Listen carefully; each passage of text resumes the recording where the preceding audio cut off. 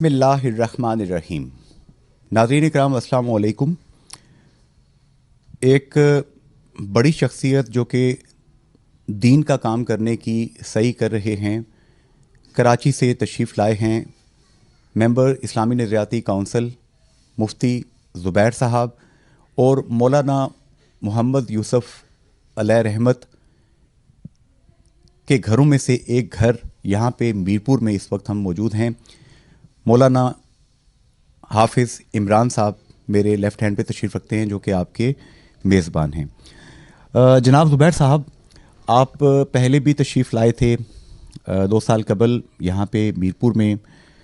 बरतानिया से लेकर पूरी दुनिया में दीन के सिलसिले में, दीन की दावत के सिलसिले में आपका सफ़र रहता है। कैसे देख रहे हैं आपको चैलेंजेस मुसलमानों के सामने जो दरपेश हैं, जो हालात हैं, हम किस तरफ जा रहे हैं? बिस्मिल्लाहिर्रहमानिर्रहीम नहमदुहु व नुसल्ली अला रसूलिल करीम अम्मा बाद। आपके इलाके मीरपुर में आज से 2 साल पहले भी आना हुआ था और मौलाना हाफिज़ इमरान साहब को अल्लाह ताला जज़ाए खैर दे, उनके ज़रिए से आप हजरात से यहाँ मुलाकात का एक मरतबा फिर शर्फ हासिल हो रहा है।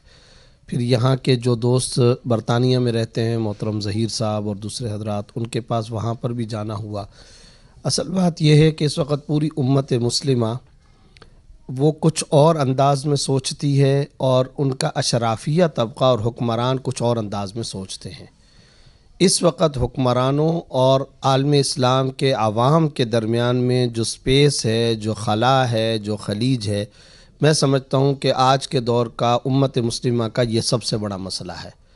इसकी अगर ताज़ा मिसाल देखनी हो तो आप गज़ा और फ़लस्तीन की सूरत हाल देख सकते हैं कि क्या कोई दुनिया का, अरब का हो या अजम का, अफ्रीका का हो कि मलेशिया और इंडोनेशिया का या बर्र सग़ीर का, यूरोप में बसने वाला भी मुसलमान क्यों ना हो, ज़रा बताएं उनके सीने में कैसी आग लगी हुई है और वो कितना तड़पता है और वो किस कदर सदमे की हालत के अंदर है। 14,000 से ज़्यादा लाशें गिर चुकी हैं, बच्चे हैं हज़ारों की तादाद में वो तह तेग कर दिए गए। अभी चंद दिन पहले बच्चों का आलमी दिन मनाया जा रहा था, तो मैंने उस वक्त भी ये ट्वीट किया कि क्या गज़ा के बच्चों के लिए दुनिया के पास सिर्फ लाशों का तोहफ़ा है, स्कूलों की छतें गिरा देने का तोहफ़ा है, उनके आज़ा को काटने का तोहफ़ा है? क्या गज़ा के बच्चों के लिए आलमी दुनिया के पास सिर्फ़ और सिर्फ मलबे तले दबाए जाने का तोहफ़ा है? इसके अलावा कुछ नहीं है। ये जो बात मैं कर रहा हूँ तो मोहतरम, ये बात पाकिस्तान के नहीं, पूरी दुनिया के हर मुसलमान के दिल की आवाज़ है।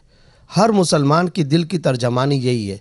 लेकिन अब इसी लम्हे एट द सेम टाइम मेरा क्वेश्चन ये है कि क्या इसी अंदाज में हुक्मरान तबका भी सोचता है? तो उसका जवाब ये है कि नहीं। हाल ही में जो रियाज़ कॉन्फ्रेंस हुई है उससे कितनी बड़ी मायूसी आई है। पूरी दुनिया के मुसलमान, हम अपनी बात करें तो हम बाकायदा नज़रें लगा कर के बैठे थे, निगाहें लगा के बैठे थे। माशाअल्लाह अब सारी दुनिया की उम्मत मुस्लिमा के हुक्मरानों का तबका आज रियाज़ कॉन्फ्रेंस में जमा है। OIC की मुश्तरका कॉन्फ्रेंस है, अरब लीग की मुश्तरका कॉन्फ्रेंस हो रही है। अब इसमें हल आएगा। सच्ची बात यह कि एक स्ट्रॉन्गली कंडेम करने की करारदाद तक नहीं आ सकी है। इस सिलसिले में पाकिस्तान को तहसीन पेश करता हूँ। कमज़ोर माशी हालात के बावजूद बहरहाल पाकिस्तान ने उसके ख़िलाफ़ करारदाद की हिमायत की है और जंगबंदी के हवाले से बात की।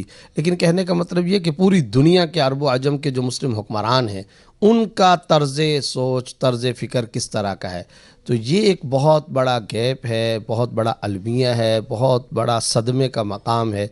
यही दुआ कर सकते हैं, यही कोशिश कर सकते हैं, यही आवाज़ा हम बुलंद कर रहे हैं दुनिया भर में कि खुदारा जो हुक्मरान हैं वो मुसलमान आवाम की सही तर्जमानी करें, उनके सही नुमाइंदगी का हक़ अदा करें, वो उनके सही कासिद और दुनिया में सही एलची बने, वो उनकी दिल की सही तर्जमानी करें। ये इस वक्त आलम इस्लाम का सबसे बड़ा मसला है। हुक्मरान और आवाम ये एक पेज पर आ जाएं तो हमारे बेशुमार मसाइल हल हो सकते हैं।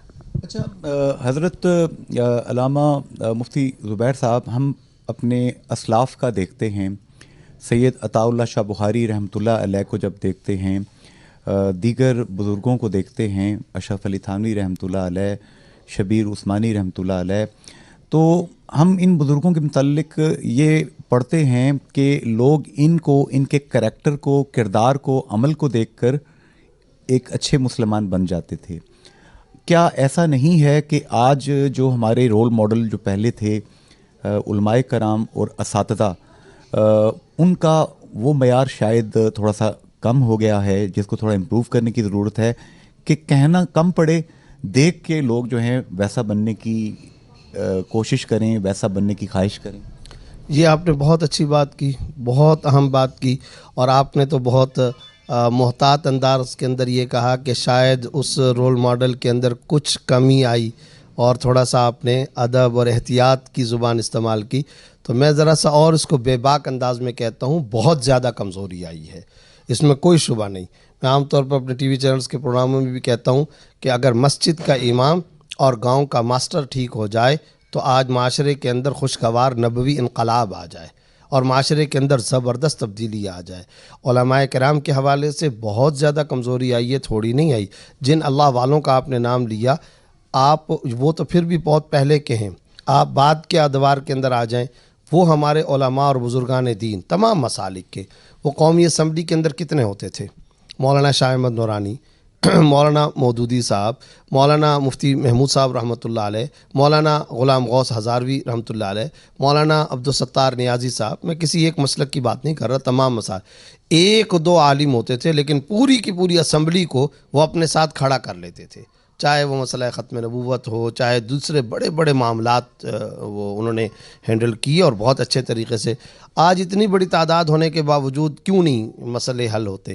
تو صحیح اور صاف بات یہ کہ ہمارے اندر کمزوری ہے, ہمارے حلقے کے لوگوں میں کمزوری ہے. لیکن ساتھ میں ایک بات یہ کہتا ہوں, جیسا جیسا وقت گزرتا چلا جا رہا ہے, تمام شعبوں میں زوال آیا ہے, تو علماء کے شعبے میں بھی زوال آیا ہے. کیا آج کا تاجر ویسا تاجر ہے جو نبی کے عہد رسالت کا تاجر تھا؟ آج کا ڈاکٹر ایسا ڈاکٹر ہے جیسے نبی کے زمانے کا طبیب ہوتا تھا؟ آج کا حکمران و سیاستدان ویسا ہے جیسے نبی کے زمانے کا تھا؟ کیا آج کا ڈاکٹر, وکیل, انجینئر, آج کا پروفیسر, استاذ, ٹیچر, تاجر, بزنس مین, کسی بھی شعبے سے, تو جیسے اس زمانے کے لوگوں کی طرح یہ دوسرے شعبے والے نہیں ہیں, تو آج کا عالم بھی ویسا نہیں ہے جیسا کہ اس زمانے کا تھا. تو علماء کے شعبے میں بھی زوال آیا. اور یہاں پر بھی میں ایک بات اور بھی ذکر کرنا چاہتا ہوں. ہمارے ہاں عام لوگوں کے ذہنوں کے اندر یہ بات ہوتی ہے جو مسجد کے نمازی ہوتے ہیں, میں تو 21ویں صدی کا رہوں. جدید حالات ہیں بھائی, نئے حالات کے تقاضے ہوتے ہیں بھائی, جدید مسائل آ گئے ہیں جی, دنیا نئی آ گئی, ماڈرن ویلیج, ماڈرن دنیا کے اندر جو ہے نا گلوبل دنیا, نئے تقاضے, انٹرنیٹ. میں تو 21ویں صدی کا 14ویں صدی کا رہوں, پر جو میرا امام صاحب ہے وہ پہلی صدی کا ہونا چاہیے. تو ایسا ہو نہیں سکتا. جیسے وہ اس معاشرے کا حصہ, ایسے ہم بھی اسی معاشرے کا حصہ. ہمارے اندر کمزوری, ان میں بھی کمزوری. لیکن ان ساری باتوں کے باوجود بہرحال علماء کو اپنے شعبے میں مضبوطی پیدا کرنی چاہیے, کیونکہ وہ رول ماڈل ہوتے ہیں. گلی محلہ, ٹاؤن, کمیونٹی, علاقہ, خاندان, برادری, تمام کے تمام افراد ان کو دیکھ کر کے چلا کرتے ہیں. لہذا علماء کا کردار اگر اور مضبوط ہوگا تو معاشرے کے اندر سدھار آئے گا. اس پہلو پر ہم سب کو توجہ دینے کی ضرورت ہے. بالکل صحیح. پاکستان کو ایٹمی پاکستان بنانے والے ڈاکٹر AQ خان مرحوم, عبدالقدیر خان مرحوم, اللہ ان کا وہ جہان اچھا کرے, مغفرت فرمائے, میرے پروگرام میں وہ شرکت کیا کرتے تھے. اور ان کا کہنا تھا کہ میں نے ان سے سوال کیا کہ آپ نے تعلیم حاصل کی بھوپال سے, تو کچھ بتائیے. تو ان کا کہنا تھا کہ جب ہم نے میٹرک کی تو ہم نے فزکس, کیمسٹری, میتھمیٹکس, سیرت النبی صلی اللہ علیہ وآلہ وسلم, قرآن پاک, یہ اس حد تک میٹرک کے ایک طالب علم نے پڑھے ہوتے تھے کہ ہم ایک ذمہ دار شہری جو ہے وہ پاس آؤٹ کرتے تھے میٹرک کا امتحان دے کے. انہوں نے کہا کہ یہ ڈسکنیکٹ اب پیدا ہو چکا ہے پاکستان کے اندر کہ یہاں پہ ان چیزوں کی کمی ہے. تعلیم کا مذہب اور اخلاقیات کے ساتھ جو چین ہے یہ ڈسکنیکٹ ہو چکا ہے. آپ اس پہ کیا کہتے ہیں؟ بالکل آپ نے صحیح بات کہی, یہ بہت اہم بات ہے. بلکہ مولانا ابوالحسن علی ندوی رحمۃ اللہ علیہ ہندوستان کے بر صغیر کے ایک بہت بڑے عالم گزرے ہیں. انہوں نے کہا موجودہ دور کا سب سے بڑا تعلیمی اور علمی المیہ یہ ہے کہ علم کے نام سے خدا کے نام کو جدا کر دیا گیا.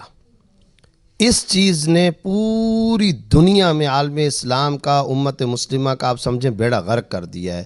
آپ سائنس اور ٹیکنالوجی پڑھتے پڑھاتے ہیں، کیوں نہیں آخر کے اندر فتبارک اللہ احسن الخالقین کہتے؟ کیوں نہیں کہتے کہ یہ انگریڈینٹس پیدا کرنے والی ذات خالق ہے؟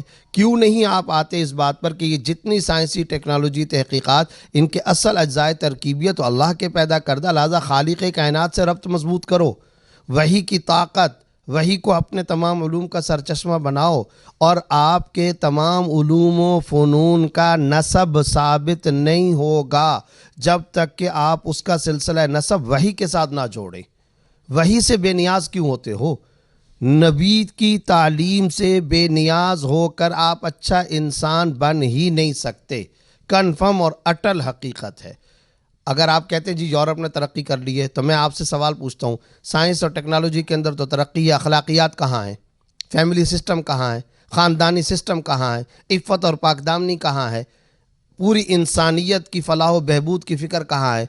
اگر آپ صرف اور صرف ڈیفنس کے آلات کو بنانے کو ترقی سمجھتے ہو تو، اور ہاتھ جو استعمال کرنے والا ہے، اگر آپ اس کی اصلاح کی طرف نہیں آتے ہو، دل کی اور دماغ کی اصلاح کی طرف اگر آپ نہیں آتے ہو، صرف اسلحے کی دوڑ کو اور اسلحہ نت نئی ٹیکنالوجی کو ہی آپ ترقی سمجھتے ہو، تو اس کا نتیجہ عراق کی تحت ہونے کی صورت میں آئے گا۔ افغانستان کے اندر شادیوں کی باراتوں پر ڈرون اٹیک کر کے کروڑوں کی تعداد میں، ہزاروں کی تعداد میں، لاکھوں کی تعداد میں مسلمانوں کو تحت ایک کرنا، سوریہ میں کیا ہوا، عراق میں کیا ہوا، آپ کے تمام عرب کے ممالک میں جہاں جہاں پر حملے ہوئے وہاں پر کیا کیا نہیں ہوا، دنیا کے اندر کہاں کہاں۔ حالانکہ ٹیکنالوجی کا تو سب سے زیادہ ترقی یافتہ دور ہے اور سب سے زیادہ اس میں انسان مر رہے ہیں۔ تو پتہ چلا انبیاء کا موضوع ٹیکنالوجی نہیں ہوتی، انبیاء کا موضوع ٹیکنالوجی کو صحیح استعمال کرنے والا ہاتھ ہوتا ہے۔ انبیاء کا موضوع، وحی کا موضوع ٹیکنالوجی کو اور جدید اشیاء کو صحیح استعمال کرنے والا دل اور دماغ ہوتا ہے۔ اگر اس کا دل اور دماغ اور ہاتھ، اگر اس کی اصلاح نہیں ہوگی، اگر آپ نے اس کو درست نہیں کیا، تو پھر یہی آلات انسانیت کی تباہی پر خرچ ہوں گے، اور وہ ہو رہا ہے، ہم اپنی آنکھوں سے دیکھ رہے ہیں۔ یہ فضائی خلائی ہوائی باتیں نہیں ہیں، یہ ہم مشاہداتی باتیں ہیں جس کو ہم دیکھ رہے ہیں۔ یہ جو بات ہے کہ آج ہم نے مذہب کو علم سے جو جدا کر دیا، یہ مسلمانوں کا سب سے بڑا المیہ ہے۔ اور پھر میں آپ سے ایک بات اور عرض کرتا ہوں، ایک تو ریاضی، میتھ، فزکس، کیمسٹری، سائنس، ان علوم کے ساتھ وحی کی رہبری اور رہنمائی ضروری تھی، آپ نے وہ تو کر ہی دیا۔ اگلا جو افسوسناک مقام پاکستان کی سطح پر ہے وہ یہ کہ ہمارے کالجوں یونیورسٹیوں میں جو اسلامیات پڑھانے والے، اسلامک اسٹڈیز اور بنیادی دینی فرائض اور واجبات پڑھانے والے، دینیات پڑھانے والے طلبہ کو تو چھوڑیں، ٹیچرز کی اپنی دینی حالت اور ان کا کردار کیا ہے؟ ان کے پاس دینی تعلیمات کتنی ہیں؟ آپ سندھ کے اندر، انٹیریئر کے علاقے میں، بلوچستان کے اندر، خیبر پختونخوا کے بے شمار علاقوں میں، ایون کہ پنجاب کے مضافاتی اور دیہاتی ایریاز میں، سارے موضوعات کو چھوڑ دیں، صرف اور صرف آپ اسلامیات، اسلامک اسٹڈیز کے ٹیچرز جو اسکولوں کے اندر پڑھا رہے ہیں، ذرا آپ ان کو ایک کمرے کے اندر جمع کر لیں اور ان کا دینی منبع، دینی علم کا ایک مرتبہ جائزہ لے کر کے دیکھیں، لگ پتہ جائے گا۔ بنیادی علوم و معرفت سے وہ محروم ہے، تو آگے نئی نسل کی وہ کیا علمی آبیاری کرنے والے ہیں؟ وہ کیا تربیت کریں گے؟ یہ ایک بہت بڑا المیہ ہے، بہت بڑا المیہ ہے۔ میرٹ کا آپ ہر جگہ پر قتل عام کر چکے ہیں۔ کیا پی آئی اے کی حالت آپ کے سامنے نہیں ہے؟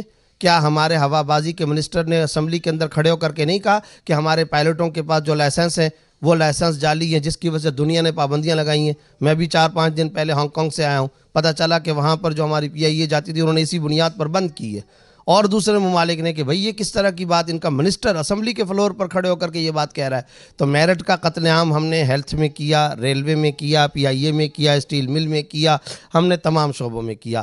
جس طرح دوسرے شعبے میں کیا ہے، معذرت کے ساتھ میرٹ کے قتل عام ہم نے اسلامک اسٹڈیز، اسلامیات کے ٹیچروں میں بھی کیا ہے۔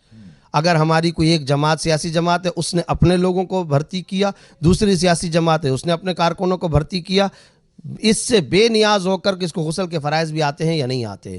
اور میرے پاس خود اس بات کے بے شمار ثبوت موجود ہیں کہ خود کراچی کے کئی سرکاری اسکولوں میں پڑھانے والے جو اسلامیات پڑھانے والے ٹیچر ہیں، نہ ذرا قرآن نہیں پڑھ سکتے ہیں، اور وہاں کی سیاسی جماعتوں کی سفارشوں کی بنیاد پر، جو ہماری دائیں بازو کی سیکولر سیاسی جماعتیں کہلاتی ہیں، میں نام نہیں لیا کرتا، میرا مزاج نہیں، ان کی سفارشوں پر میں آپ کو اپنے ایک چھوٹی سی بات بتاتا ہوں. میرے والد صاحب 19ویں گریڈ میں ریٹائر ہوئے، گورنمنٹ اسکول کے اندر اسلامیات کے ٹیچر تھے.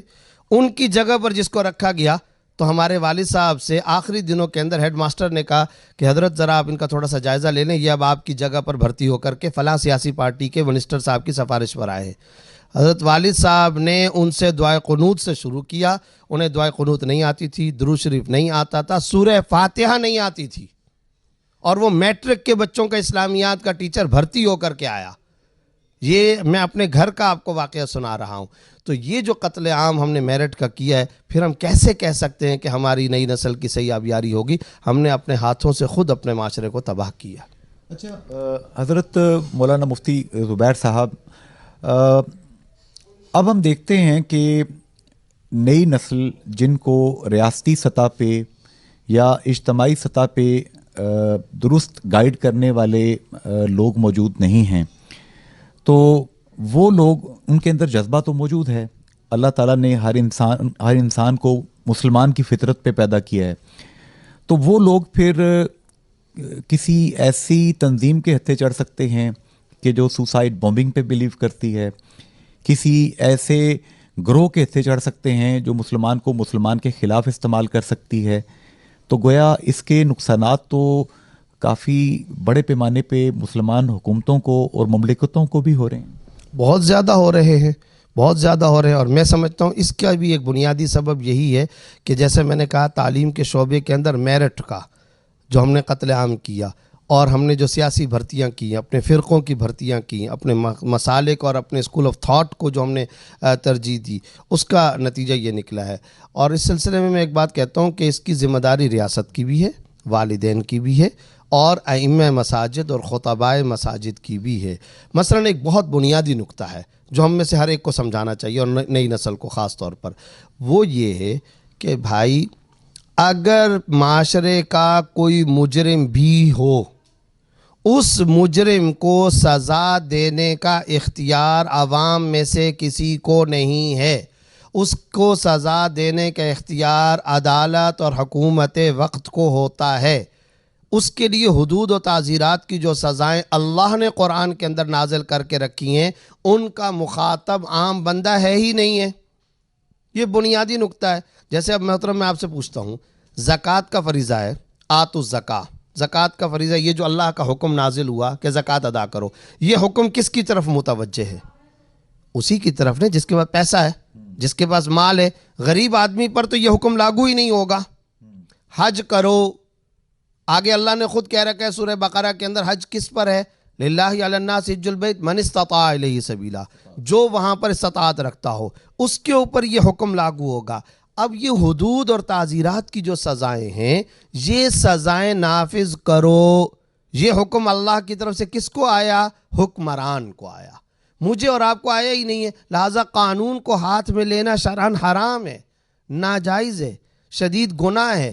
آپ یہ کام کر ہی نہیں سکتے. یہ قرآن کا حکم ہے، جس کے ذمے جو جس کا کام وہ اسی کو ساجے. تو اب یہ ایک بنیادی نکتہ تھا، لیکن یہ کون نوجوان نسل کو سمجھائے گا؟ یہ وہی سمجھائے گا جس کو یہ نکتہ پہلے سے خود سمجھ میں آیا ہوا ہو، جس نے قرآن کا گہرا مطالعہ کر کے رکھا ہو، ترجمہ پڑھا ہوا ہو. کم از کم قرآن کا ترجمہ تو آنا چاہیے. قرآن کا ترجمہ اگر نہیں پڑھا ہوگا تو اس کو پتہ ہی نہیں چلے گا. اسی طریقے سے اسلام کے نام پر بے گناہوں کو مارنا، یا جس آدمی کو اگلے کو مار رہے ہو وہ ہمارا فوجی بھائی ہے، وہ خود کلمہ گو مسلمان ہے بھائی، اور آپ نے یہ کیسے فیصلہ کر لیا کہ وہ ہم سے بہتر مسلمان نہیں، ہم بہتر مسلمان ہیں؟ وہ ٹھیلے والا، چھاپڑی والا، ڈاکٹر، وکیل، انجینئر، کسان، تاجر، بزنس مین، وہ میرے سے بہتر مسلمان نہیں ہے، میں بہتر مسلمان ہوں لہٰذا میں اس کو ماروں. کیسے مار سکتے ہو؟ مارنا تو دور کی بات ہے، آپ ایک چھری کا اشارہ نہیں کر سکتے، ترمذی کی حدیث میں آیا ہے. آپ ڈنڈے کا اشارہ تک نہیں کر سکتے، آپ اس کو برا لفظ نہیں بول سکتے، آپ مذاق نہیں اڑا سکتے، آپ اس کی غیبت اور برائی نہیں کر سکتے. کیسے آپ کسی بھی عام آدمی کو، عام مسلمان کو آپ مارنے کی طرف جا سکتے ہیں؟ تو یہ قرآن و حدیث کے سراسر خلاف ہے، شریعت کے خلاف ہے، خود اسلام کی بنیادی تعلیمات کے خلاف، 180 ڈگری زاویے پر مخالف بات ہے۔ لہٰذا کبھی قانون کو ہاتھ میں نہیں لینا چاہیے۔ اس سلسلے کے اندر والدین کو بھی کردار ادا کرنا چاہیے، ریاست کو بھی کردار ادا کرنا چاہیے، ٹیچر، اساتذہ اور ائمہ مساجد کو بھی کردار ادا کرنا چاہیے۔ اچھا مفتی زبیر صاحب، کراچی میں ظاہر ہے کہ آپ دین کی خدمت کا فریضہ انجام دے رہے ہیں، پورے پاکستان کے مختلف شہروں میں آپ جاتے ہیں، ڈی جی خان سے آپ کا تعلق آبائی روٹس آپ کی وہاں سے ہیں، آپ 1 2 3 4 والدین جو آپ کو دیکھ رہے ہیں، برطانیہ سے لے کے امریکہ سے لے کے پوری دنیا تک یہ ڈیجیٹل میڈیا کے ذریعے آپ کی آواز، آپ کا چہرہ، یہ گفتگو جا رہی ہے، والدین اب ریاست ظاہر ہے کہ اپنا کام نہیں کر رہی، جس طبقے کا جو فرض تھا وہ اس لیول پہ انجام نہیں دے پا رہا، بچہ، اولاد والدین کے پاس اللہ کی دی گئی ایک امانت ہے، والدین 1 2 3 4 کیا کیا کام خود کر سکتے ہیں جو ریاست اور دیگر لوگ نہیں کر رہے؟ سب سے پہلا بنیادی کام جو کر سکتے ہیں اور کرنا چاہیے وہ ہے آپ کو اپنے بچے کو قرآن کریم کی با ترجمہ تعلیم، میں نے یہ لفظ استعمال کیا، با ترجمہ، بما ترجمہ کے، قرآن کریم کے حوالے سے ہمارے ذہنوں کے اندر یہ ہے کہ ہم بچوں کو بس وہ لفظ پڑھا دیں، نقوش پڑھا دیں، اور وہ جو الفاظ اور نقوش ہیں بس وہ ہم بچوں کو پڑھا دیں، اور ہم سمجھتے ہیں مولوی صاحب کو گھر پہ ٹیوشن کے لیے مقرر کر دیا، قاری صاحب آتے ہیں یا کسی مکتب مدرسے کے اندر، یقیناً بہت اچھی بات ہے، لیکن قرآن کریم کی تجوید اور الفاظ کی پڑھائی اور تعلیم سکھانا یہ فرض ہے۔ اس کے ساتھ ساتھ بچوں کو ایک مرتبہ قرآن کریم کا ترجمہ ضرور پڑھا دیں، یہ خود ماں باپ کی فیوچر پالیسی، فیوچر سیفٹی ہے، اس میں خود والدین کا فیوچر محفوظ ہو جائے گا۔ مثال کے طور پر جب ایک نوجوان کو یہ پتہ ہی نہیں ہے کہ اللہ نے سورۃ بنی اسرائیل کے اندر، سورۃ الاسراء کے اندر عقیدہ توحید کے ساتھ والدین کے حقوق کو بیان کیا، وَقَضَىٰ رَبُّكَ أَلَّا تَعْبُدُوا إِلَّا إِيَّاهُ وَبِالْوَالِدَيْنِ إِحْسَانًا، تیرے رب نے فیصلہ کیا اللہ کے علاوہ کسی کی عبادت مت کرو اور والدین کے ساتھ حسن سلوک کرو۔ جب ایک نوجوان کو یہ پتہ ہی نہیں ہے، لا تقل لہما اف اس نے پڑھا ہی نہیں ہے، واخفض لہما جناح الذل اس نے پڑھا ہی نہیں ہے، عاجزی کے پروں کو والدین کے سامنے جھکا کے رکھو۔ جب بچے نے یہ پڑھا ہی نہیں ہے، تمہاری اپنے والد سے بات کرتے ہوئے ساؤنڈ ایفیکٹس کتنا ہونا چاہیے، تمہاری آواز اونچی نہ ہو جائے اپنے ماں باپ سے بات کرتے ہوئے، جب اس نے یہ پڑھا ہی نہیں ہے تو پھر کیسے وہ والدین کے حقوق کا خیال رکھے گا؟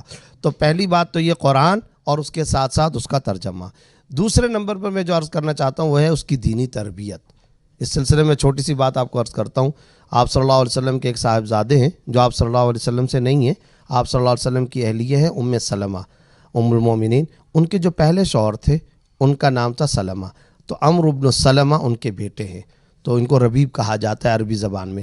تو آپ صلی اللہ علیہ وسلم کا بعد میں ام سلمہ سے نکاح ہوا تھا، جب ان کے پہلے شوہر کا انتقال ہو گیا تو ان کی شادی رسول اللہ صلی اللہ علیہ وسلم سے ہوئی۔ ان کا ایک چھوٹا بچہ تھا عمرو بن سلمہ، تو چونکہ آپ صلی اللہ علیہ وسلم نے تربیت کی ہے تو یہ کھانا تناول فرما رہے ہیں، بچہ باہر سے بھاگتا ہوا آیا اور آ کر کے جس پلیٹ میں آپ صلی اللہ علیہ وسلم کھانا تناول فرما رہے تھے اس میں ادھر ادھر ہاتھ ڈال کر کے بچہ، جیسے بچے ہوتے ہیں، تو وہ کھانے لگا۔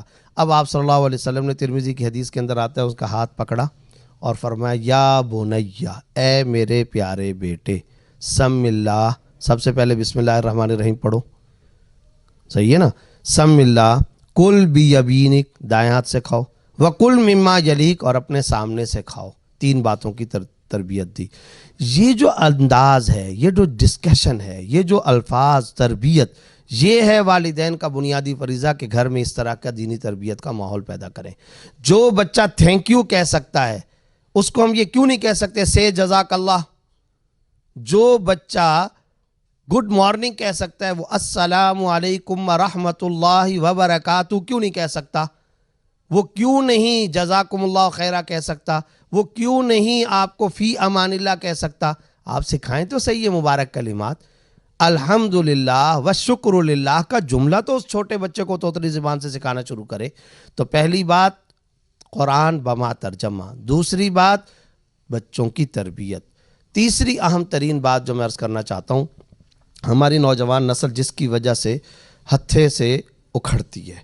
یہ بڑا اہم مسئلہ ہے. بعض وہ رسومات اور خاندانی فرسودہ روایات جن کا اسلام کے ساتھ کوئی تعلق نہیں، ہم نے امبوز کیا ہوا ہوتا ہے اپنی نوجوان نسل پر کہ نہیں یہ تم کرو. مثال کے طور پر جب بیٹے کی شادی ہو جائے، شریعت نے کہیں نہیں کہہ رکھا ہے کہ بیٹے کی شادی کے بعد بہو جب آئے تو بیٹے اور اس نئی آنے والی بہو کو آپ اپنے تنگ مکان کے اندر ہی رہنے پر مجبور کریں. یہ اسلام کا کہیں تقاضا نہیں ہے.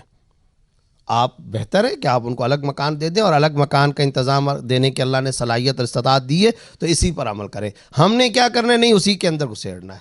اور اس میں پھر کیا ہے کہ ساس نے برداشت اور تحمل اور ٹالرنس کا کبھی مظاہرہ نہیں کرنا. اپنی بیٹی کے لیے الگ کرائٹیریا ہے، آنے والی بہو کے لیے الگ کرائٹیریا. اب نوجوان ہتھے سے اکھڑتے ہیں.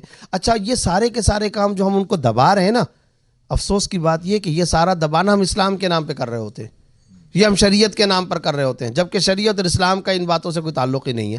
آپ آزادی دیں، جائز آزادی ان کو دیں، ان کو کھلا ذہن دیں. ایک اوپن سوسائٹی نبی صلی اللہ علیہ وسلم نے تشکیل دی تھی.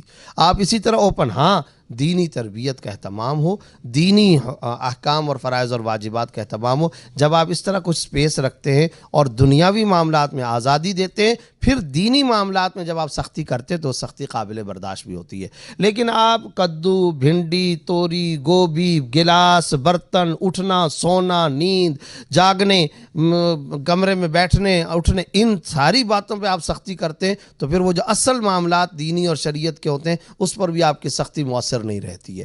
تو اس لیے میں یہ گزارش کرنا چاہتا ہوں، ان معاملات کے اندر نرمی کریں، اور جو دینی معاملات ہیں اس کے اندر ذرا سا آپ کو تیقظ اور بیدار مغزی کا مظاہرہ کرنا چاہیے. اسی سے انشاءاللہ نوجوان نسل کی بہتری اور اصلاح ہوگی. بالکل زبردست باتیں آپ نے فرمائیں. جی تو یہی چاہتا ہے کہ پہروں آپ سے معلومات اخذ کرتے رہیں، ہدایت اخذ کرتے رہیں، جو خلوص دل کے ساتھ آپ پریکٹس کر رہے ہیں. یہاں پہ میں آپ سے پوچھنا چاہوں گا کہ برطانیہ میں بھی ظاہر ہے کہ آپ گئے.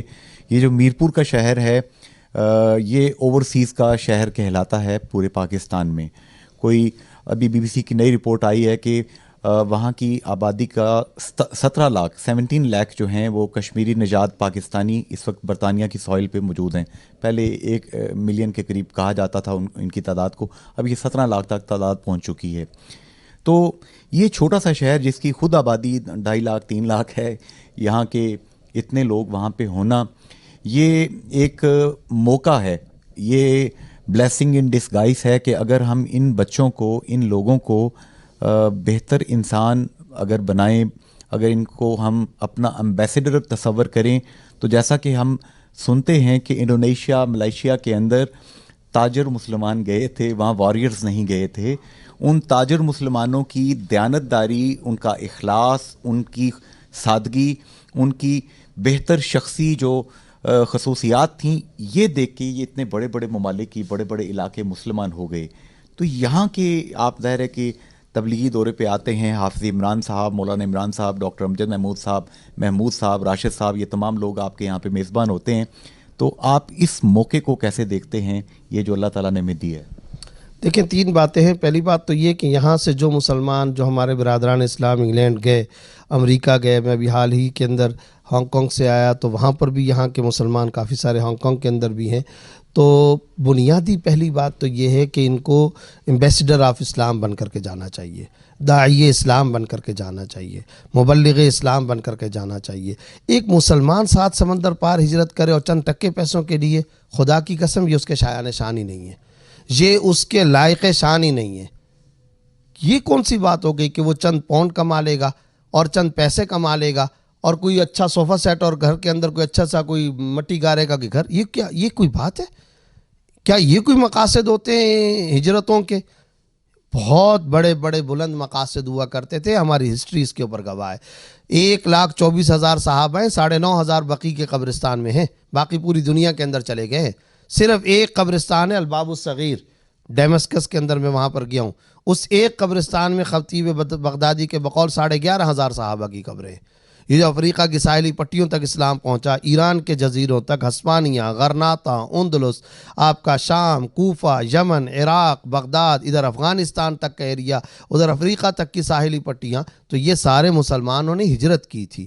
تو بہت بہترین موقع ہے یہ جو مسلمان وہاں گئے ہیں، ہم دست بستہ التجا کرتے ہیں اپنے اخلاق سے، اپنے کردار کی بلندی سے، وہاں کے غیر مسلموں کے اندر اسلام کا اچھا تاثر پیدا کریں، دعوت اسلام کے ساتھ وہاں زندہ رہیں، تبلیغ اسلام کے ساتھ وہاں زندہ رہیں، آپ کی جاب پلیس کے اندر، آپ کے دفاتر میں، آپ کی سڑکوں پر، آپ کے ٹاؤن میں، آپ کے محلے میں، آپ کے جاب پلیسز کے بزنس پلیسز کے اندر جو غیر مسلم ہیں، آپ اچھا اخلاق ان کو پیش کریں، کردار کی بلندی دکھائیں، ان کو دعوت اسلام دیں، اسلام کی طرف لے کر کے آئیں۔